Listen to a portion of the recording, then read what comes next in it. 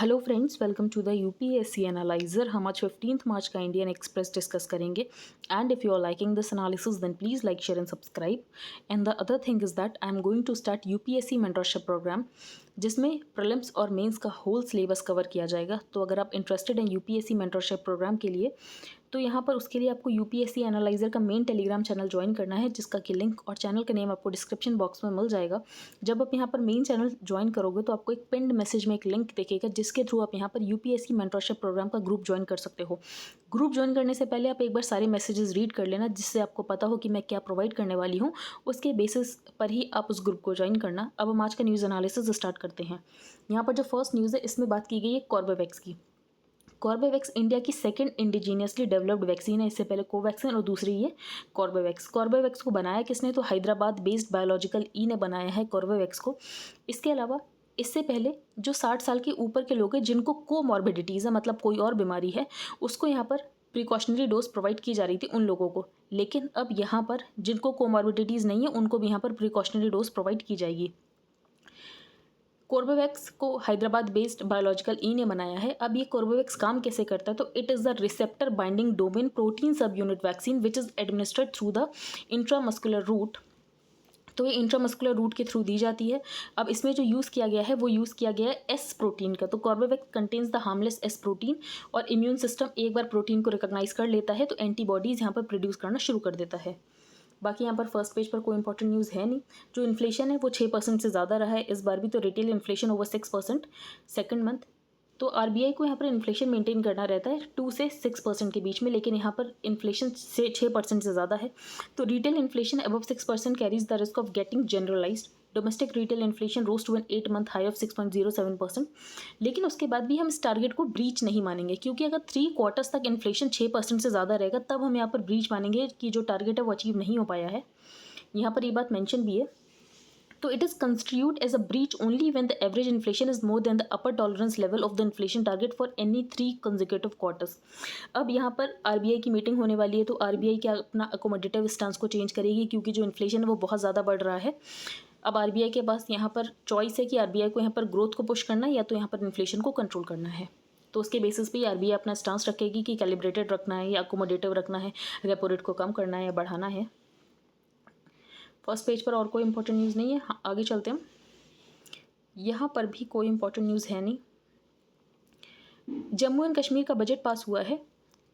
अगर आप जम्मू एंड कश्मीर से बिलोंग करते हैं तो आप बजट को डिटेल में पढ़ लेना, क्योंकि इंटरव्यू के लिए इंपॉर्टेंट हो सकता है।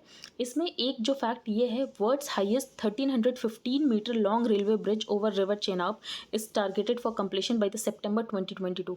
तो रिवर चेनाब के ऊपर एक ब्रिज बनाया जाएगा जो कि वर्ल्ड का हाईएस्ट ब्रिज होगा। तो world's highest 1315 metre long railway bridge over river Chenab is targeted for completion by सितंबर 2022। UTs without legislature used lesser funds last fiscal. तो एक रिपोर्ट से हमें ये पता चल रहा है जिन यूनियन टेरिटरीज़ में लेजिस्लेचर है उन्होंने तो फंड्स को यूज़ किया है, लेकिन जिनके पास लेजिस्लेचर नहीं है उनके ज़्यादातर फंड्स जो है वो अंडर यूटिलाइज्ड रहे हैं। तो union territories without legislature grossly under utilised funds allocated to them in the past financial year, and those UTs that have a legislature उन्होंने ज़्यादा बेटर परफॉर्म किया as compared to those UTs जिनके पास यहाँ पर लेजिस्लेशन नहीं है। अब लद्दाख के लिए यहाँ पर डिमांड थी कि लद्दाख को लेजिस्लेचर दिया जाना चाहिए या लद्दाख को यहाँ पर स्टेट बना देना चाहिए। इसके अलावा एक डिमांड ये भी की गई है कि लद्दाख को स्पेशल स्टेटस दिया जाना चाहिए और लद्दाख को 6th schedule of the constitution में इंक्लूड किया जाना चाहिए, क्योंकि लद्दाख में बहुत सारी पॉपुलेशन जो है वो ट्राइबल है। तो as per census 2011 the tribal population in UT of Ladakh is 79.61% of the total population, जिसके बेसिस पे ये डिमांड है कि लद्दाख को यहाँ पर 6th शेड्यूल में इंक्लूड किया जाना चाहिए। यहाँ पर और कोई इंपॉर्टेंट न्यूज़ है नहीं। आगे चलते हैं हम। दिशांक ऐप, जो दिशांक ऐप है ये कर्नाटका की ऐप है और यहाँ पर जो लैंड रिकॉर्ड्स है उसको डिजिटाइज करने के लिए है। तो Dishank app leverages Karnataka's decision to digitise all land records since 1990। अब दिशांक किसके लिए ऐप है, बस आपको इतना पता होना चाहिए कि वन लाइनर की तरह कि हाँ यहाँ पर लैंड रिकॉर्ड्स को डिजिटाइज करने के लिए कर्नाटका की ऐप है। That's it. आगे चलते हैं। अब कल शायद ये मैंने आपको पढ़ाया नहीं था, लेकिन इनका इंटरव्यू था तो उसमें इन्होंने एक बात ये बोली थी कि केरला में बेसिकली क्या होता है कि जो मिनिस्टर्स हैं उनके यहाँ पर जो पर्सनल स्टाफर्स होते हैं, अगर उन्होंने 2 साल की सर्विस पूरी कर ली है पर्सनल स्टाफर्स ने, तो उसके बेसिस पे उन लोगों को लाइफ लॉन्ग पेंशन दी जाती थी टैक्स पेयर के मनी से।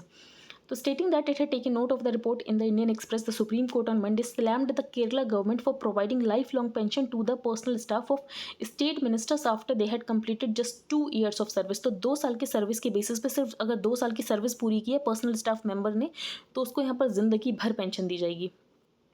तो इसी ही बात का यहाँ पर इंडियन एक्सप्रेस में इसी ही बात को देखकर जो जस्टिस एस अब्दुल नज़ीर है उन्होंने बोला it is the only state where the minister appoints persons for 2 years and they get full pension throughout their money. तो यहाँ पर इस कार्ड्स पब्लिक मनी का ऐसे वेस्टेज नहीं होना चाहिए। आगे चलते हैं। यहाँ पर कोई इंपॉर्टेंट न्यूज़ नहीं, यहाँ पर हम कोई डिस्कशन नहीं करेंगे। एक्सपोर्ट एवेन्यू फॉर फार्मर्स, ये हम इससे पहले भी डिस्कस कर चुके हैं कि जो यूक्रेन है ब्रेड बास्केट है, जो रशिया है वो भी यहाँ पर वीट एक्सपोर्ट करता है, दोनों कंट्रीज़ के बीच में वॉर चल रही है। तो ऐसे में ये जो मार्केट में गैप होगा इंडिया जो है ऐसी सिचुएशन में अपना वीट यहाँ पर एक्सपोर्ट कर सकता है। ये हम पहले भी डिस्कस कर चुके हैं, एक बार फिर से डिस्कस कर लेते हैं। तो the ongoing Russian invasion of Ukraine is happening when Indian farmers seem set to harvest a bumper rabi crop. तो यहाँ पर राबी क्रॉप बहुत ज़्यादा होने वाली है इंडिया में इस बार।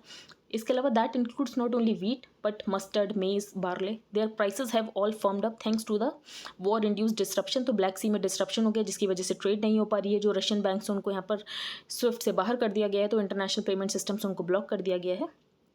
The surge in Indian rice exports, तो इंडियन के राइस एक्सपोर्ट्स में पहले से ही सर्ज देखा गया क्योंकि थाईलैंड में ड्रॉट आ गया था जिसकी वजह से जो इंडिया के एक्सपोर्ट्स है वो बढ़े ही थे। According to the US Department of Agriculture, Russia and Ukraine together account for 28.3% of the world's wheat exports। तो ये मार्केट जो है वो यहाँ पर इंडिया कैप्चर कर सकता है। The war has led to port closures in the Black Sea, तो ब्लैक सी में पोर्ट क्लोज हो गए हैं जिसकी वजह से ट्रेड नहीं हो पा रहा है। रशिया के कार्गो मूवमेंट को यहाँ पर रेस्ट्रिक्ट कर दिया गया है और जिसकी वजह से सप्लाईज नहीं मिल पा रही हैं कंट्रीज़ को। और इंडिया क्या कर सकता है, इंडिया इस गैप को फिल कर सकता है। तो बिगेस्ट बेनिफिशियरीज ऑफ हायर मेज प्राइजेस वुड बी बिहार। इसके अलावा मेज की प्राइस भी बढ़े हैं। The state has a nearly 25 share in the countries production. तो यहाँ पर बिहार को बहुत ज़्यादा फायदा होने वाला है क्योंकि जो 25% कंट्री का मेज़ है वो यहाँ पर बिहार प्रोड्यूस करता है। Simply put soaring international prices, तो प्राइजेस इंटरनेशनली बढ़ रहे हैं उसकी वजह से एक्सपोर्ट पॉसिबिलिटीज़ बढ़ रही है और अगर एक्सपोर्ट पॉसिबिलिटीज़ बढ़ेगी तो एमएसपी से फार्मर्स को ज़्यादा प्राइस मिलेगा अगर वो यहाँ पर ओपन मार्केट में बेचेंगे। तो इसकी वजह से गवर्नमेंट को भी ज़्यादा प्रोक्योरमेंट करने की ज़रूरत नहीं। तो अगर यहाँ पर गवर्नमेंट को ज़्यादा प्रोक्योरमेंट करने की ज़रूरत नहीं है तो गवर्नमेंट को यहाँ पर गवर्नमेंट के ज़्यादा सब्सिडी बिल्स नहीं होंगे। तो simply put soaring international prices have opened up export possibilities for Indian wheat so much so that the government might not have to undertake significant MSP procurement this time. तो इस बार government को ज़्यादा MSP procurement करने की ज़रूरत नहीं है। दूसरी बात, जो एफसीआई के पास बहुत सारे ग्रेन्स पड़े हुए हैं उस ग्रेन्स का भी यूज़ हो जाएगा और ये ग्रेन्स हम यहाँ पर एक्सपोर्ट कर सकते हैं। तो जो बफर स्टॉक से हमारे पास बहुत ज़्यादा स्टॉक है तो वो भी हम यहाँ पर दे सकते हैं। The overall improved price sentiment, तो यहाँ पर मेज़ के भी प्राइस बढ़े हैं, इसके अलावा कॉटन सोयाबीन के भी प्राइस बढ़े हैं। तो ऐसे में एक सेंटीमेंट क्रिएट होगा कि इन क्रॉप्स के भी प्राइस बढ़ रहे हैं जिसकी वजह से इंडिया में हमें क्रॉप डाइवर्सिफिकेशन भी देखने को मिल सकता है। अब रिस्क क्या है, तो रिस्क ये है कि हम फर्टिलाइजर्स इंपोर्ट करते हैं। म्यूरेट ऑफ पोटाश हम 100% इंपोर्ट करते हैं और रशिया और बेलारूस जो है काफ़ी क्वांटिटी इसकी कवर करते हैं जहाँ से हम यहाँ पर फर्टिलाइज़र को इंपोर्ट करते हैं। तो फर्टिलाइज़र के प्राइसेस बढ़ेंगे तो जिसकी वजह से यहाँ पर हमें इनपुट कॉस्ट भी बढ़ती हुई दिखाई देगी। तो with the question to mark over the supply of muriate of potash from Russia and Belarus the government has to talk to other countries. तो यहाँ पर इंडियन गवर्नमेंट और भी कंट्रीज से बात कर रही है such as Canada, Israel and Jordan कि हमें फर्टिलाइज़र की सप्लाई मिलती रहे अनइंटरप्टेड। कॉर्बेवैक्स के बारे में हम डिस्कस कर चुके हैं, ये हम डिस्कस नहीं करेंगे। विक्ट्री एंड हेल्थ वार्निंग, ये इलेक्शंस के ऊपर है, ये भी हम डिस्कस नहीं करेंगे। ये जो मिसाइल मिसफायर हो गई थी इसके बारे में हम ऑलरेडी कंटेंट पढ़ चुके हैं और ज़्यादा पढ़ने की ज़रूरत नहीं है। ये राष्ट्रीय इंडियन मिलिट्री कॉलेज के सेंटेनरी सेलिब्रेशंस, इसके बारे में हम कोई डिस्कशन नहीं करेंगे। हम ये डिस्कस करेंगे article the great geopolitical reset. आप ये आर्टिकल भी देख लो, ये भी इंपॉर्टेंट नहीं है। एजाज अहमद के ऊपर ये आर्टिकल है, ये भी इंपॉर्टेंट नहीं है, ये भी हम डिस्कस नहीं करेंगे। तो ग्रेट जियोपॉलिटिकल रीसेट, अब वॉर्स जब भी होती हैं तो उसकी वजह से इंटरनल और इंटरनेशनल पॉलिटिक्स में बहुत ज़्यादा सिग्निफिकेंट चेंज देखने को मिलता है। फॉर एग्जांपल जब 1971 में इंडिया पाकिस्तान की वॉर हुई थी और यहाँ पर बांग्लादेश लिबरेट हुआ था तो उसकी वजह से जो पावर है वो दिल्ली की तरफ ज़्यादा शिफ्ट हो गई थी, जो पावर है वो यहाँ पर इंडिया की तरफ ज़्यादा शिफ्ट हो गई थी। और यहाँ पर पाकिस्तान में हमें बहुत सारे चेंजेस देखने को मिले। फॉर एग्जाम्पल पाकिस्तान ने 1973 में अपना एक कॉन्स्टिट्यूशन लेकर आया, जो आर्मी की डोमिनेंस है वो ख़त्म की गई, लेकिन वापस से आर्मी की डोमिनेंस आ गई थी जब यहाँ पर आर्मी ने फिर से तख्ता पलट कर दिया था। लेकिन ये जो पावर इंडिया की तरफ टिल्ट हुई थी ये पावर फिर से बैलेंस होगी जब यहाँ पर पाकिस्तान भी एक न्यूक्लियर स्टेट बन गया। तो Zia also accelerated Pakistan nuclear weapon programme that neutralised India's conventional superiority, और यहाँ पर बैलेंस वापस से सब कॉन्टिनेंट में रीस्टोर हो गया। ऐसे ही जब नेपोलियनिक वॉर्स हुई थी उसकी वजह से भी हमें रेडिकल इंटरनल ट्रांसफॉर्मेशन देखने को मिला था यूरोप में।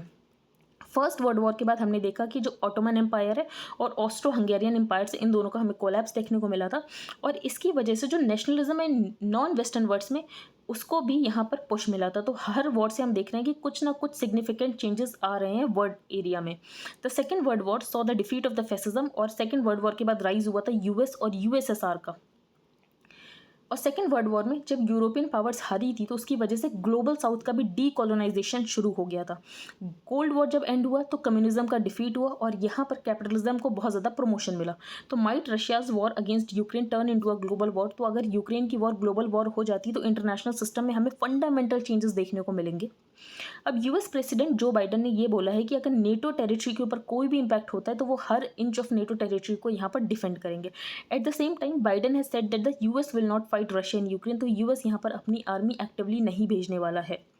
लेकिन जो अमेरिका और यूरोप है वो यहाँ पर यूक्रेन को सप्लाईज भेज रहे हैं, वेपन्स भेज रहे हैं। इसीलिए रशिया को ये लग रहा है कि ये जो कंट्रीज़ हैं ये भी वॉर में इंगेज हैं, भले ही पैसिवली इंगेज हैं लेकिन इंगेज हैं।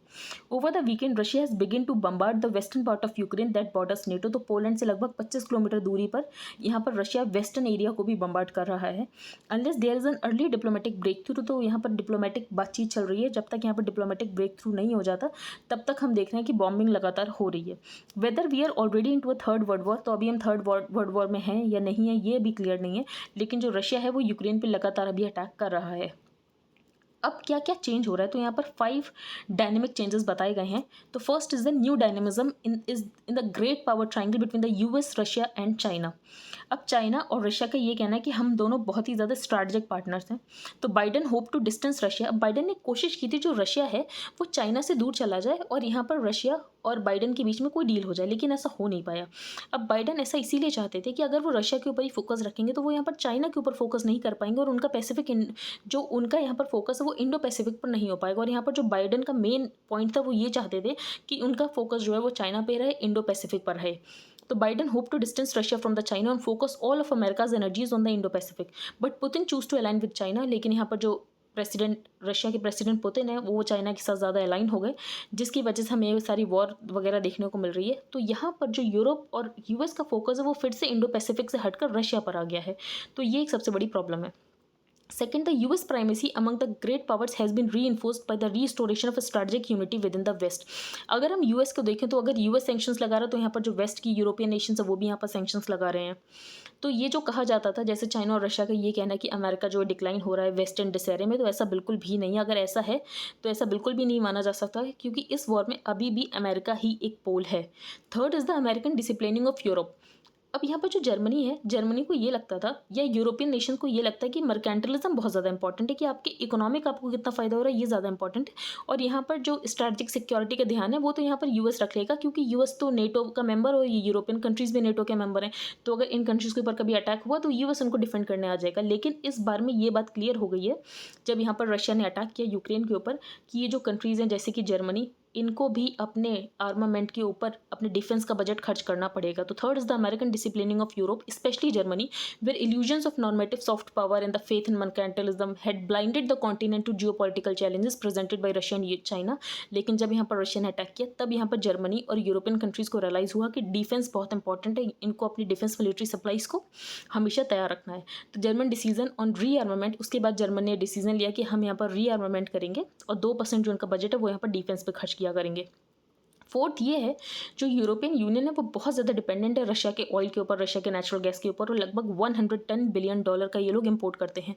तो उस इंपोर्ट को यहाँ पर डाइवर्सिफाई करने की ज़रूरत है क्योंकि रशिया इसको ही एक जियोपॉलिटिकल टूल की तरह यूज़ करता है।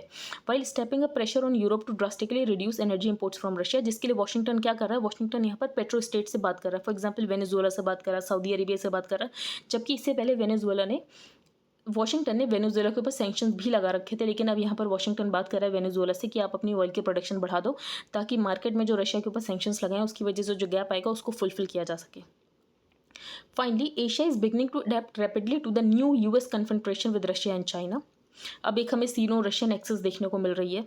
जो जापान है वो भी इस बारे में सोच रहा है कि जो हमारी न्यूक्लियर एब्सटेनेंस की पॉलिसी हमें उसे सोचना चाहिए, क्योंकि यहाँ पर जापान का एक एग्रीमेंट है यूएसए के साथ, न्यूक्लियर शेयरिंग पैक्ट। लेकिन अब जापान चाहता है कि उसकी धरती पे भी यहाँ पर न्यूक्लियर आर्म हो, न्यूक्लियर वेपन हो। Meanwhile developments in Europe reinforce Tokyo's determination to strengthen its तो यहाँ पर जापान भी अपनी कन्वेंशनल मिलिट्री कैपेबिलिटीज़ को और ज़्यादा स्ट्रेंथन करेगा, अपनी यूएस के साथ और ज़्यादा अलायंस को डीप करेगा। जो यहाँ पर साउथ कोरिया वो चाहता है कि क्वाड के साथ उसका और ज़्यादा कोऑपरेशन हो। तो यहाँ पर हम देख रहे हैं कुछ ना कुछ इंटरनेशनली सिग्निफिकेंट चेंजेस हमें देखने को मिल रहा है। ऐसे में इंडिया को क्या करना चाहिए? तो इंडिया 60% अभी भी अपनी मिलिट्री सप्लाईज के ऊपर रशिया के ऊपर डिपेंडेंट है, तो इससे हमें डिपार्ट होना चाहिए। और इंडिया को अपनी स्ट्रैटेजिक ऑटोनॉमी के लिए ज़रूरी है कि इंडिया डिफेंस में इंडिजीनियस हो जाए। तो more immediately, the crisis in Ukraine demands that Delhi move on a war footing towards a rapid modernization and expansion of its domestic defense industrial base। तो हमें अपने इंडस्ट्रियल बेस को और ज़्यादा एक्सपेंड करना है और अपनी स्ट्रेटेजिक ऑटोनॉमी को यहाँ पर पाने की कोशिश करनी है। हम आगे चलते हैं। जो जर्मनी है वो यहाँ पर यूएसए के F-35 फाइटर जेट्स लेगा और जो उसके टॉर्नेडो एयरक्राफ्ट हैं उनको रिप्लेस कर देगा। तो F-35 यूएसए के, ये तो आपको पता ही होगा। अब रशिया ने यहाँ पर चाइना से हेल्प मांगी है, ऐसा यूएस का कहना है। A US official said Russia asked China for military equipment to use in its invasion of Ukraine। लेकिन रशिया ने कहा है कि ऐसा हमने कोई हेल्प नहीं मांगी है। बाकी यहाँ पर कुछ इंपॉर्टेंट नहीं, बाकी यहाँ पर बस यूएसए ने रशिया से यही कहा है, चाइना से यही कहा है कि आप रशिया की हेल्प बिल्कुल भी मत करना, और अगर आप यहाँ पर रशिया की हेल्प करोगे और यहाँ पर जो सैंक्शंस हैं उनको बाईपास करने की कोशिश करोगे तो ये आपके लिए बहुत ज़्यादा कॉस्टली हो सकता है। रीडेप्रिसिएशन कैच। अब इसमें यह बताया गया है कि बेसिकली जब डेप्रिसिएशन होता है तो उससे एक्सपोर्टर्स को फ़ायदा होता है, लेकिन एक्सपोर्टर्स को फ़ायदा तो हो रहा है लेकिन इंडिया में नुकसान भी हो रहा है। फॉर एग्जाम्पल हम जो एक्सपोर्ट करते हैं उसके लिए हमें इनपुट इम्पोर्ट करना पड़ता है। फॉर एग्जाम्पल हम यहाँ पर ज्वेलरी एक्सपोर्ट करते हैं तो उसके लिए हमें गोल्ड इंपोर्ट करना पड़ रहा है, तो इंपोर्ट तो यहाँ पर महंगा हो रहा है। तो ऐसे में हमें एक्सपोर्ट में ज़्यादा फायदा नहीं हो पा रहा, भले ही हमारा जो रुपये है वो यहाँ पर डेप्रिशिएट हो रहा है। तो the depreciation in the value of the rupee may be good for the countries export sectors, but there's a vulnerable सब कैटेगरी दैट एडवर्सली इम्पैक्टेड। तो हमारे जो एक्सपोर्ट सेक्टर्स हैं जैसे कि जेम्स, ज्वेलरी, फार्मास्यूटिकल्स, इलेक्ट्रॉनिक्स, जैसे कि फार्मास्यूटिकल्स और इलेक्ट्रॉनिक्स, इनके लिए हमें जो इनपुट है वो इम्पोर्ट करना पड़ रहा है और इम्पोर्ट यहाँ पर महंगा हो चुका है। आगे चलते हैं। जो Tata Sons chief Chandrasekaran named AI chairman. तो एयर इंडिया के नए चेयरमैन जो हैं वो हैं एन चंद्रशेखरन। बाकी यहाँ पर कोई इंपॉर्टेंट न्यूज़ नहीं है। आई होप आपको आज का न्यूज़पेपर समझ आ गया हो। If you like the video then please like, share and subscribe. Thank you and have a nice day.